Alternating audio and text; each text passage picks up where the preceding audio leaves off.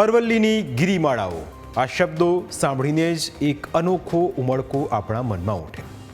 તેને જોવાનું મન થાય. જો તમે શામળાજી ગયા હો તો શામળિયાનું મંદિર પણ અરવલ્લીની ગિરિમાળાની ગોદમાં છે.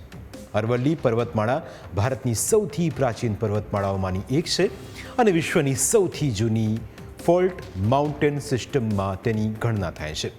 કહેવાય છે કે જ્યારે હિમાલયનું પણ અસ્તિત્વ ન હતું ત્યારથી અરવલ્લીની પર્વતમાળા અસ્તિત્વમાં છે. પરંતુ આ જ અરવલ્લીને લઈને હવે શરૂ થયો છે એક મોટો વિવાદ. આ વિવાદનું મૂળ કારણ છે સુપ્રીમ કોર્ટનો એક ચુકાદો. હકીકતમાં અરવલ્લીની ગિરિમાળાઓમાં થતું ગેરકાયદે ખનન રોકવા માટે સુપ્રીમ કોર્ટમાં ઘણી અરજીઓ થઈ.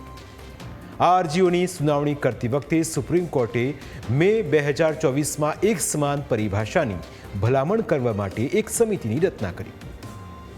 પર્યાવરણ મંત્રાલયના સચિવની અધ્યક્ષતામાં નિમાયેલી આ સમિતિમાં રાજસ્થાન, હરિયાણા, દિલ્હી અને ગુજરાતના પ્રતિનિધિઓ પણ સામેલ છે.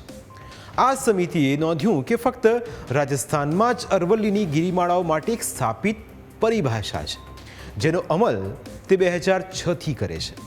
આ પરિભાષા અનુસાર ભૂભાગથી 100 મીટર કે તેનાથી વધારે ઊંચાઈ ધરાવતા પર્વતોને જ પહાડ માનવામાં આવે છે.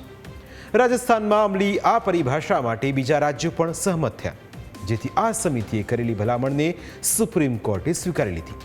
એટલે હવે 100 મીટર કે તેથી ઊંચા પહાડોને જ અરવલ્લીના પર્વતો માનવામાં આવશે.